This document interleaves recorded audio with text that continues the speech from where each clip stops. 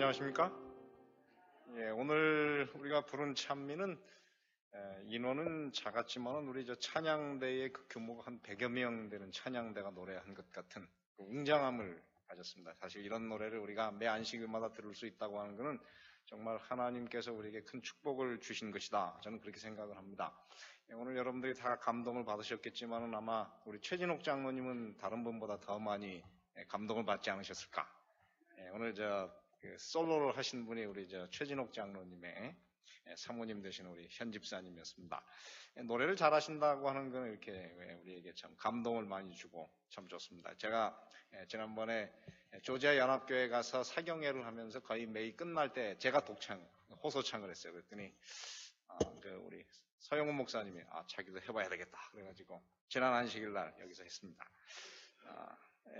오늘은 제가 모든 것이 합력하여 선을 이루느니라 이런 제목으로 여러분들께 말씀을 드리겠습니다. 오늘 이 본문은 우리 기독교인들에게는 너무나 잘 알려진 그런 본문이에요. 그러나 이 본문은 또 우리에게 연구할 수 있는, 그리고 우리에게 특별히 그 시련 가운데 있는 분들에게는 이 본문이 굉장한 용기를 주는 그런 본문이기도 합니다. 그래서 이 본문을 한번 생각하시면서 이 본문이 담고 있는 의미가 무엇이고 어떤 용기와 희망을 주고 있는지 우리 함께 이 본문을 생각해 보시기를 바랍니다. 로마서 8장 28절로 29절까지만 읽겠습니다. 여기 이렇게 시작하고 있죠. 우리가 알거니와 하나님을 어떻게 하는 자? 사랑하는 자. 곧 그 뜻대로 부르심을 입은 자들에게는 모든 것이 어떻게 해서 합력하여 선을 이루느니라. 하나님이 미리 아신 자들로 또한 그 아들의 형상을 본받게 하기 위하여 미리 정하셨으니 이는 그로 많은 형제 중에서 맏아들이 되게 하려 하심이니라. 자, 오늘 이 본문을 시작하는데 여기 좀 어려운 단어가 하나 있습니다. 그것이 무엇이냐면 모든 것이 합력하여 선을 이룬다. 지금 여기서 모든 것, 그것이 과연 무엇입니까? 잘 이해하기가 어렵습니다. 그래서 이거를 조금 더 넓게 보면 이 비슷한 모든 것이라고 하는 거의 비슷한 단어가 또 어디에 나오냐면은 로마서 8장 37절에 기록되고 있습니다. 그러나 이 어떤 일에 모든 일에 우리를 사랑하시는 이로 말미암아 우리가 넉넉히 이기느니라. 이것이 우리에게 선을 가져다 주는데 사실은 그리스도인들은 이 땅에서 살면서 이 모든 일을 이겨야 돼요. 그리고 넉넉히 이길 수 있다 그렇게 이야기합니다. 그럼 여기서 말하는 이 모든 일이라고 하는 것이 무엇인가? 우리가 이것을 분명하게 알지 않으면 이 본문의 의미를 정확하게 이해할 수가 없습니다. 로마서 8장 17절부터 39절은 사실 하나의 문단입니다. 이 문단 가운데서 계속 얘기하는 것이 무엇이냐면 고난을 이야기하고 있습니다. 그래서 우리가 그리스도와 함께 영광을 얻기 위해서 무엇도 고난도 함께 받아야 할 것이니라.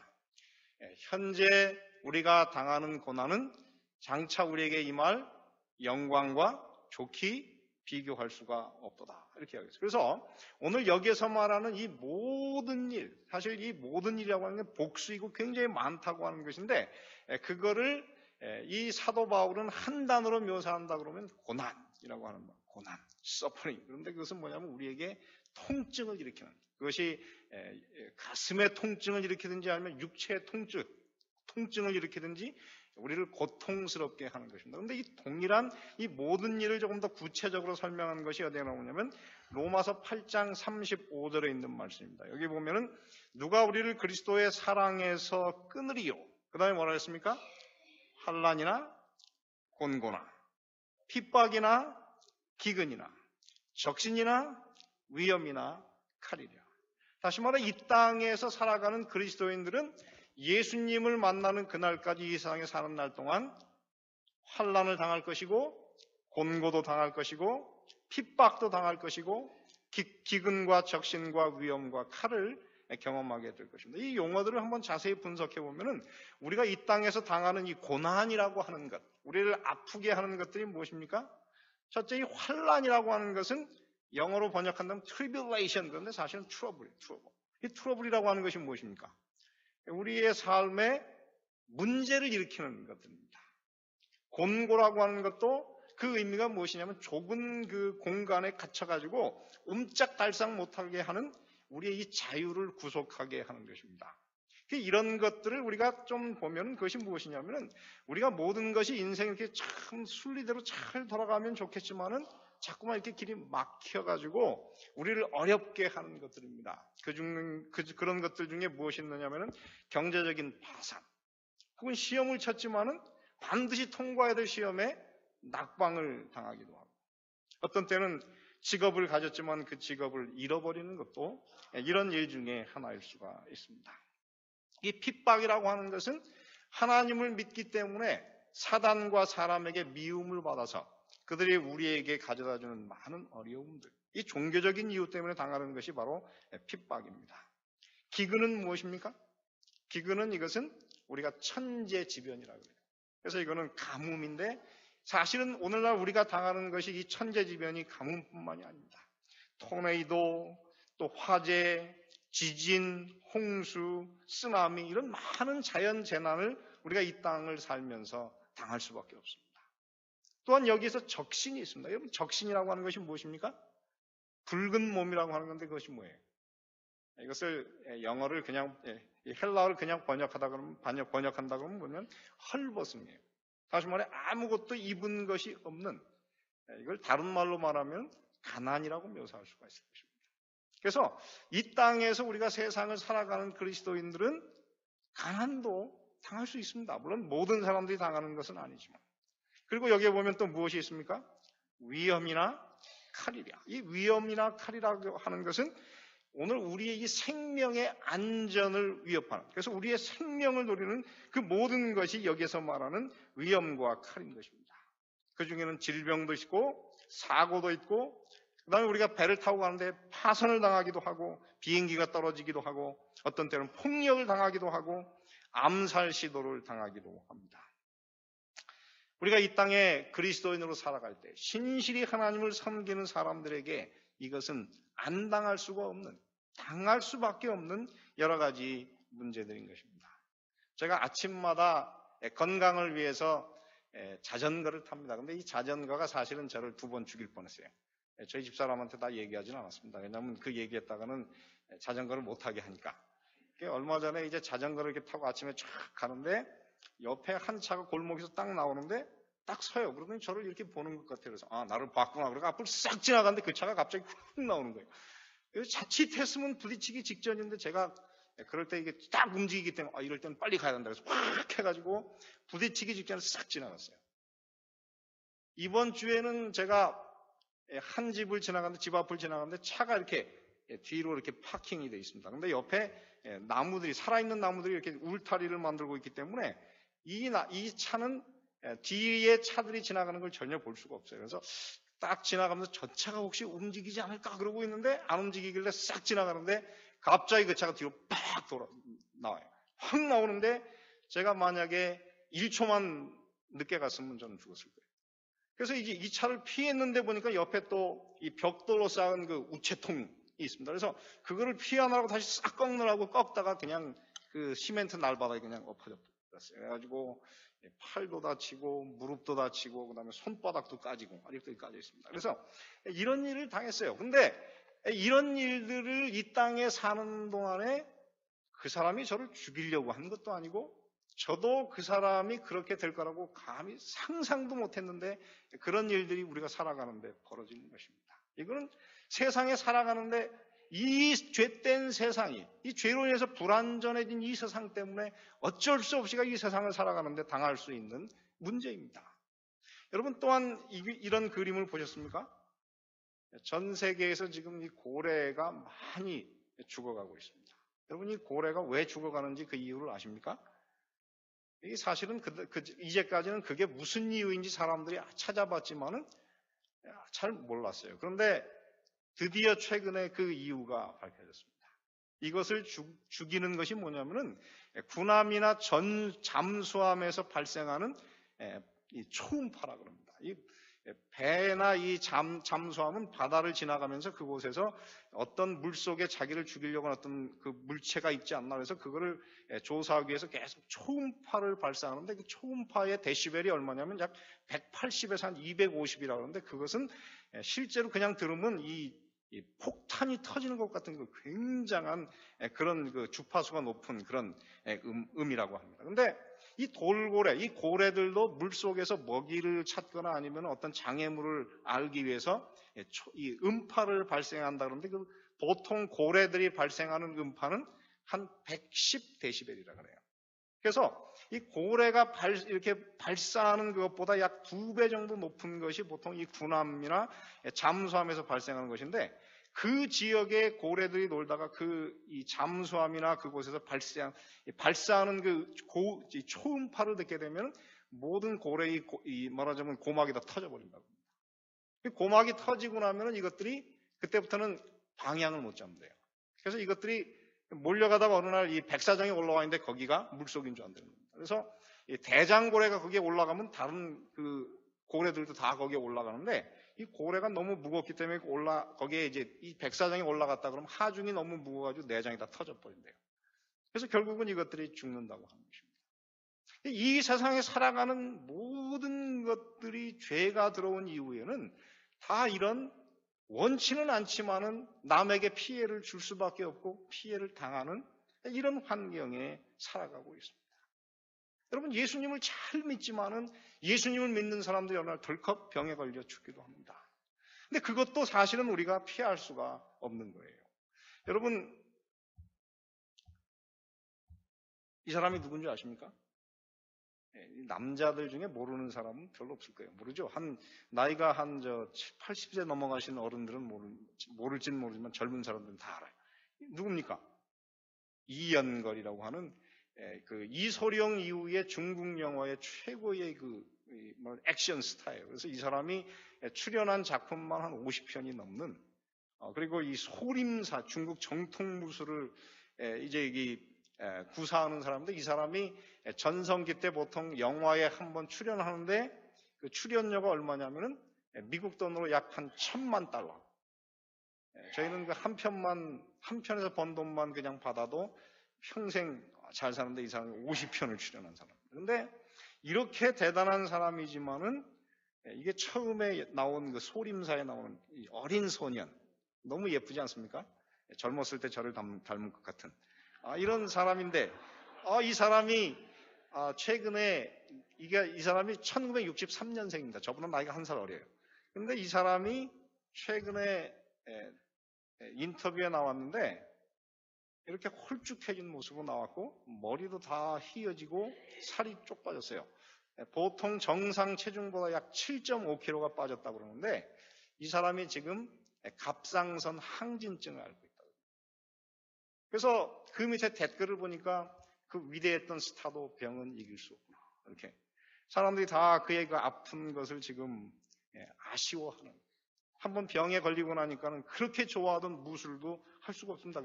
의사가 절대 당신의 그 건강 유지를 위해서 운동하지 말라 그래서 운동을 못 한대요. 이렇게 사람들이 서서히 이 땅을 살아가는 동안 변해가고 있습니다. 사랑하는 성도 여러분, 그러면 예수님을 믿는 사람들은 이런 고난으로부터 자유롭습니까? 어떤 면에서 예스이기도 하고 노이기도 합니다. 왜냐하면 제가 어릴 때 한 안식일 교인이 쓴 글인데 안식일 날 교회를 가기 위해서 버스를 tas는데 조금 갔는데 갑자기 배가 너무 아프더래요. 그래서 막 도대체 그 차를 탈 수가 없어서 내렸는데 조금 더 갔는데 그 다음에 보니까는 그 사람이 내린 그 버스가 그날 큰 사고가 나가지고 거의 다 죽었어요. 그러니까 그 사람은 하나님께서 이 사람을 구원하기 위해서 살려주신 거라고 그렇게 믿고 있습니다. 그러나 오늘 사실은 이 땅에서 우리가 살아가는데 이 성경에 보면 뭐라고 이야기했느냐면 이 로마서 8장 23절에 보면 이렇게 썼습니다. 이뿐 아니라 또한 우리 곧 성령의 처음 익은 열매를 가진 우리까지도 어떻게 했습니까? 탄식하며. 다시 말해 성령을 받은 사람도 이 땅에 사는 날 동안 무엇하며? 탄식을 합니다. 이 탄식을 왜 합니까? 모든 일들이 우리 생각대로 잘 안 돌아가니까는 신음을 하는 것이 탄식입니다. 그래서 이 땅에서 그리스도인들이 세상을 살아갈 때에 결코 모든 일이 잘만 되지 않을 것이라고 하는 것이 여기에 나와 있어요. 그러면서 우리가 기다리는 것이 무엇입니까? 우리 몸의 부속을 기다리는 것. 그렇게 이야기하고 있습니다. 그래서 이 재밌는 거는 우리가 성경을 연구해 보면 사도 바울이 이 땅에서 그가 이게 그냥 다른 사람의 경험이 아닌 자기의 경험인 것을 이야기해 주고 있습니다. 여러분 고린도후서 5장에 있는 말씀을 한번 보면 이렇게 썼어요. 고린도후서 5장 4절 5절에 보면 이 장막에 있는 우리가 무엇한 것 같이 짐진 것 같이, 그렇지만 사실 원어를 보면 짐을 지고 그렇게 했어요. 다시 말해 이 땅에 살아가는 모든 그리스도인들이 성령을 받았음에도 불구하고 무거운 짐을 진 상태에서 어떻게 하며 탄식하면서 우리 몸을 벗고자 하며 오직 벗고자 함이 아니요 덧입고자 함이니, 그 다음에 이렇게 했어요. 죽을 것이 생명에게 삼킨 바 되게 하려 합니다. 이것이 바로 우리 몸의 구속이에요. 이 죽을 것이 죽지 아니함을 입는 그날, 그것이 바로 오늘 우리가 정말 원하는 것입니다. 곧 이것을 우리에게 이루게 하시고 무엇으로? 보증으로 성령을 우리에게 주신 이는 하나님이시다. 그러면 이 글에 의하면은 사도 바울도 이 땅에 사는 날 동안 하나님을 믿었고 성령을 보증으로 받아서 살고 있지만은 그는 어떻게 해요? 무거운 짐을 진 채로 탄식하며 예수님 재림하셔서 그 몸이 홀연히 변화되어 죽지 아니할 것으로 변화되는 그날을 간절히 기다리며 살고 있다. 그렇게 이야기하고 있습니다. 그러므로 오늘 여러분 이 땅에 살면서 그리스도인들도 이 땅에서 탄식하며 괴로움 가운데 우리의 인생을 살 수밖에 없는 것입니다.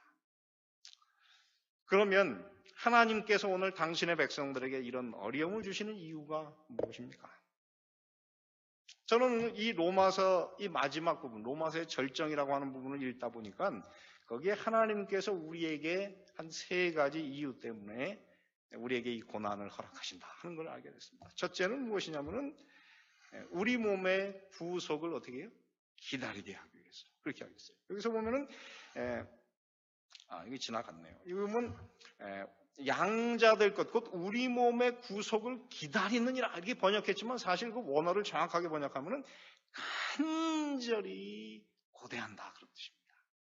이 탄식하면서 그날을 간절히 고대하는데 그 이유는 우리가 이 썩지 아니할 몸을 입는 그날에 구속의 능력으로 해서 가장 현저한 변화를 이루는 날이 그날일 것입니다. 그래서 그것을 뭐라고 했냐면은 죽을 것이 죽지 아니함을 입고 썩을 것이 썩지 아니함을 입는 그날에는 사망이 이김에 삼킨 바 될 것이다. 그렇게 이야기하고 있습니다. 저는 그날을 기다립니다.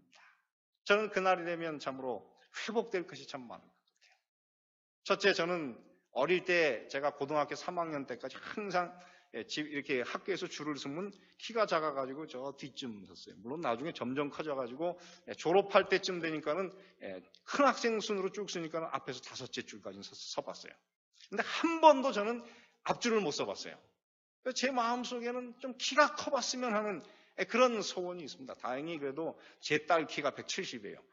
그래서 저는 많은 걸 이뤘습니다. 그러나 예수께서 재림하시는 그날에 저는 아담의 그 키로 회복이 될 것입니다. 그날에는 제 키가 3m 60이 될 거예요. 그날에는 제가 보지 못했던 것을 위해서 이렇게 내려다보는 날이 오게 될 것입니다. 그날이 오면 저는 이 없었던 제 가운데 머리가 다시 회복되는 그날이 올 것입니다. 그날이 오면 제가 나이 20살부터 이 주름살이 있었어요. 이 주름살이 있었습니다. 그래서 인생을 제가 그렇게 고난스러운 인생을 살진 않았지만 이 주름이 있었는데 그 주름이 없어질 것입니다. 제가 나이 18살 때부터 제 머리에 흰 머리가 있었어요. 새치가 있었는데 그날이 되면 제 머리에는 다시 새치가 없는, 제가 진짜 젊은, 정말 그 이연걸의 그 젊은 때 그 아름다운 모습처럼 제가 정말 저의 가장 아름다운 모습으로 변하게 될 것입니다. 저는 그러므로 그날을 간절히 사모하며 그날을 바라보고 있습니다. 여러분 모두가 그날을 간절한 마음으로 기대하시고 사시게 되기를 간절히 바랍니다. 두 번째 보면은 하나님께서 고난을 이루시는 고난을 우리에게 허락하시는 이유는 고난이 어떻게 해요? 합력하여 우리에게 무엇을 이룬다고 했습니까? 선을 이룬다. 우리에게 좋은 것을 가져다 준다. 그렇게 되어 있어요. 여러분 정말 고난이 우리에게 좋은 것을 가져다 줍니까? 저는 고난을 당해보니까는 늙더라고요. 이제 나이가 들으니까 이제 고난을 당하지 말아야 되겠다 그런 생각을 했습니다. 그래서 다시는 제가 인생에 큰 변화를 이루지 말자. 저는 이 제 가슴 속에 옛날부터 이 뭔가 내가 좀 꿈을 이루어야 되겠다 그래가지고 참 인생을 이렇게 이렇게 격변을 너무 많이 이뤘는데 그러고 보니까 나이 40 넘어가니까 어느 날부터 이게 늙기 시작했어요. 제가 그때부터 처음으로 내가 늙었구나 그걸 느꼈는데 다시는 이제 제가 죽는 그날까지 은퇴하는 그날까지 다시는 큰 변화를 이루지 말고 살아야 되겠다. 근데 여기서 보면 뭐라고 했냐면 하나님을 사랑하는 자, 그 뜻대로 부르심을 입은 자들에게는 모든 것이 어떻게 했습니까? 합력하여. 많은 고난을 당할 것이지만 그것들이 합력하여 우리에게 유익을 가져다 줄 것이다. 그러면 오늘 이 땅에서 우리가 당하는 선, 그 선이 무엇입니까?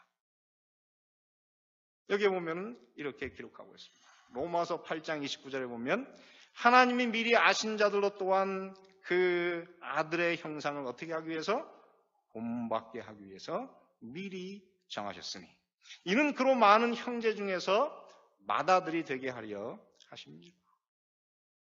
자, 하나님에게는 아들이 많을 거예요. 그리고 그 아들 중에 큰 아들이 누구냐면은 예수님이에요. 근데 사실은 우리는 하나님의 아들이 아니었는데 거듭날 때 하나님의 유전자가 우리 속에 들어와가지고 우리가 어떻게 해요? 아들처럼 예수님처럼 변화되기 때문에 유전자가 같은 아들이 많기 때문에 그 중에 예수님이 큰 아들이 될 것이다 이렇게 말씀하십니다. 그렇다면 오늘 여기에서 말하는 모든 것이 합력하여 선을 이룬다고 하는 것은 무엇입니까? 오늘 이 땅에 살아가는 그리스도인들이 예수님처럼 변화돼요. 하늘나라에 들어가기에 합당한 사람으로 오늘 우리가 변화되어 간다고 하는 것입니다. 사랑하는 성도 여러분, 그러므로 하나님께서 이 고난을 통하여 우리가 아들의 품성으로, 아들의 형상으로 오늘 우리가 서서히 변화되어 갈 때 그것이 오늘 우리에게 가장 유익한 것입니다. 그러므로 오늘 이 땅에서 우리는 예수님을 닮아가는 사람들이 다 되시기를 간절히 바랍니다. 여러분, 우리가 예수님을 닮은 것을 어떻게 알 수 있습니까? 여러 가지가 있을 수 있지만 가장 대표적인 것이 바로 성령의 열매인 것입니다. 오늘 우리가 예수님을 닮아간다 하면 우리 마음속에 사랑이 넘치고 그리고 기쁨이 있고 화평이 있고 오래 참고 자비하고 선을 사랑하는 그리고 충성되고 온유하고 절제하는 그런 그리스도인의 모습으로 변화되어 갈 것입니다. 여러분, 그리스도인의 삶을 무엇에 비유하느냐 하면 금을 연단하는 것에 비유합니다. 그런데 이 금을 연단하는 사람이 이 금이 순도 100%가 되었는지 안 되었는지를 확인하는 방법이 뭐냐면 녹은 이 금속, 이 금에다가 이렇게 비춰보면 자기 얼굴이 거기 확실하게 보이게 되면 그 금이 불순물이 없어진 것이다. 그러므로 오늘 여러분들의 삶의 진정으로 하나님의 품성이 나타나는 것이 무엇입니까? 그런 여러분들의 모습 속에서 예수님의 모습이 보이면 예수님의 마음 씀씀이처럼 오늘 여러분의 삶이 그렇게 변하면 오늘 여러분들이 바로 하나님의 아들을 닮아가는 것입니다. 오늘 여러분 이 말씀을 한번 가만히 생각해 보시기 바랍니다. 하나님을 오늘 이 로마서 8장 28절로 29절을 가만히 보면 거기에 우리에게 굉장히 유익한 두 가지 문구가 있습니다. 하나는 무엇이냐면 하나님을 어떻게 하는 자? 사랑하는 자. 또 하나는 무엇입니까? 29절에 하나님이 아신 자. 이 미리 아신 자라 했지만 미리라고 하는 단어를 빼버리면 하나님이 아신 자. 자, 그러므로 성경에 바울이 쓴 글 가운데서 하나님을 사랑하는 자, 하나님이 아시는 자, 이 두 단어가 한 번에 나오는 성경절이 있습니까? 있습니까? 없습니까? 있습니다. 이것이 어디에 나오냐면은 고린도전서 8장 3절입니다. 또 같이 읽겠습니다. 시작. 또 누구든지 하나님을 사랑하면 이 사람은 하나님의 아시는 바 되었느니라. 다시 말해 하나님을 사랑한다고 하는 것은 이 땅에서 우리가 하늘을 향해서 이 전파를, 사랑의 전파를 쫙 발사하는 거예요. 그러면 하늘에서 하나님께서 그 전파를 딱 보고 딱 그것을 수신한 다음에 여기에 나를 사랑하는 사람이 있구나. 그래서 그 사람을 향해서 하나님께서 사랑과 관심을 보여준다고 하는 것이 여기에서 말하는 하나님을 사랑하면 하나님의 아시는 바 되었느니라 하는 것입니다. 그런데 하나님께서 하시는 말씀은 바로 이것입니다. 그것은 무엇이냐면은 하나님의 미리 하신 자. 그 말은 무엇입니까? 우리가 이 땅에 태어나기 전에 하나님은 우리를 아셨어요. 다시 말해 하나님께서는 이 땅에서 우리가 사는 동안에 하나님을 사랑하고 하나님을 믿는 그리스도인이 될 것을 하나님께서 미리 아시고 오늘 우리를 아시고 정하셨다고 하는 것입니다. 저는 오늘 이 글을 보면서 내가 이 땅에 태어나기 전에 내가 그 부분을 알기도 전에 그분을 사랑하기도 전에 하나님께서 나를 아시고 당신의 백성으로 나를 정하셨다 하는 이 말을 보면서 제 가슴 속에 큰 용기를 얻습니다. 사랑하는 성도 여러분, 하나님께서 여러분을 아시고 여러분을 미리 아시고 하나님의 자녀가 되도록 선택하셨습니다. 그럼 오늘 이 시간 예수 그리스도를 닮아서 예수 그리스도를 우리의 맏형님이요 오빠로서 삼을 수 있는 구원받은 하나님의 자녀, 변화된 그리스도인으로 사시게 되기를 간절히 바랍니다. 마지막으로 보면은 로마서 8장 37절 39절에 보면 그러나 이 모든 일에 우리를 어떻게 하시는 이로 말미암아 사랑하시는 이로 말미암아 우리가 어떻게 해요? 넉넉히 이기느니라. 그 다음에 마지막에 보면 우리 주 예수 그리스도 안에 있는 하나님의 사랑에서 어떻게 해요? 끊을 수 없으리라. 하나님은 오늘 우리를 이 모든 고난을 이길 수 있는 승리자가 되게 하시기를 원하십니다. 어떻게 우리가 이 고난을 이기는 승리자가 될 수 있습니까? 그것은 우리 마음속에 하나님의 사랑으로 우리를 가득 채울 때에 그 사랑이 이 땅에 있는 모든 고난을 이길 수 있는 그런 능력을 가져다 주는 것입니다. 저희 동네에 잘난 형님이 하나 있었습니다. 근데 그 형님은 너무 가난했어요. 근데 저희 동네에 공주님이 하나 있습니다. 저희 동네에서 제일 잘 사는 여자분이 하나 있었는데 이분은 얼굴이 예쁜 것도 아니고 그렇다고 해서 공부를 잘하는 것도 아니고 근데 이 부잣집에 태어난 것 때문에 이 어릴 때부터 이 형님이 자라면서 그 아가씨를 공주처럼 생각했어요. 나는 나중에 저 사람이랑 저 여자랑 결혼을 해야 되겠다.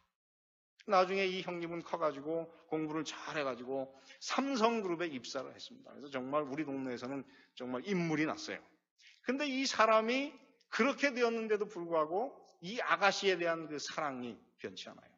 우리말로 말하면 콩깍지가 씌었다고 합니다. 모든 게 다 좋아 보이는 거예요. 그래서 하루는 이 아가씨가 이 가난한 이 집에 가봐야 별로 미래가 없으니까는 도시에 있는 더 큰 도시에 있는 그 잘난 남자들이랑 만나기 위해서 그때 말하자면 이 춤추는 곳에 가서 이 사람들을 만나기 위해서 약속을 하고 딱 나가는데 그 소식을 알고 이 형님이 이 아가씨를 잡으러 쫓아갔어요.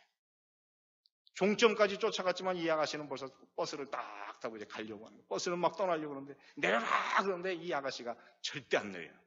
그러니까 옆에 있던 그 오토바이를 딱 타고 헬멧도 없이 이 아가씨를 쫓아가기 시작했어요. 저희 동네 아직 이제 포장이 안 돼 있는 길이라 버스가 떠났더니 먼지가 자욱하게 올라오는데 거기를 이 오토바이를 타고 쫙 쫓아가는데 자칫하면 사고가 나게 생겼으니까 이 여자분이 뒤를 돌아보니까 그 먼지 속에서 자기를 따라오는 그 남자를 본 다음에 내가 이러다가 저 사람이 죽으면 어쩌지? 그래가지고 그 버스 운전사한테 차를 세우게 하고 내려서 그 남자의 오토바이를 탔어요. 결국은 그 다음에 둘이 결혼을 했습니다. 결혼을 한 다음에 결혼하기 직전에 그 집이 부도가 나서 완전히 쫄딱 망했어요. 사실은 그 공주님 집이. 그런데도 불구하고 이 멋진 청년이 이 여인에 대한 그 생각을 변하지 않고 결혼을 해가지고 나중에 아들을 낳았는데 바로 그 청년과 똑같은 이세를 낳아가지고 행복하게 살아가는 모습을 보게 되었습니다. 사랑이 모든 것을 다 이길 수 있는 능력을 공급해 주는 것입니다. 여러분, 제가 어제 설교 시간에 브루스 올슨이라고 하는 지금 그 남미의 콜롬비아의 그 산속에 있는 모틸론족에게 400년 만에 처음으로 400년 동안 격리되어 살던 그 사람들에게 처음으로 복음을 전한 한 사람의 이야기를 했습니다. 이 사람은 20세기 그 선교 역사에 있어서 가장 올바른 선교를 했다고 평가를 받는 선교사의 모범이라고 하는 그런 사람입니다. 이 사람의 이야기가 여러 권의 책으로 쓰였습니다. 인디오의 친구 브루스코라고 하는 책도 있고, 그 다음에 밀림 속의 십자가, 그리고 브루스 올슨. 이 사람은 미셔너리냐 아니면 식민자, 식민주의야, 이런 책도 쓰였어요. 많은 오해도 받았습니다. 이 사람이 거기에서 복음을 전하기 시작한 1960년대부터 시작해서 지금까지 거의 55년을 그 인디오들을 위해서 자기의 삶을 완전히 바쳤습니다. 결혼도 하지 않은 채 평생 그들을 위해서 바쳤는데 자기 평생에 2번 이 인디언 선교를 포기할 뻔했다고 해요. 첫 번째는 무엇이냐면은 이 사람이 그곳에서 한번 선교를 하는데 한 젊은 법대 대학생이 왔어요. 와가지고 이 사람들을 위해서 봉사하려면 어떻게 하면 좋겠습니까? 그랬더니 법대를 그만두시고 의사가 되시오. 그 다음에 오시오. 근데 진짜 이 여자가 이 브루스 올슨을 사랑해가지고 법대를 그만두고 의사가 돼가지고 졸업해가지고 왔어요. 그런 다음에 이 여자를 보는 순간 사랑을 느껴가지고 둘이 약혼을 하고 이제 결혼을 하려고 기다리고 있는데 그때에 교통사고가 나서 이 여자가 죽었어요. 이 여자가 죽고 장사 지낸 것도 모른 채 산속에서 살다가 나중에 그 소식을 알게 됐어요. 그 무덤을 가서 이 여자를 만난 다음에 이 사람은 거의 한 주일 동안 정신을 차릴 수가 없었다고 해요. 그 산속을 헤매다가 내가 이것을 다 그만둘까. 그런데 그만두지 못했어요.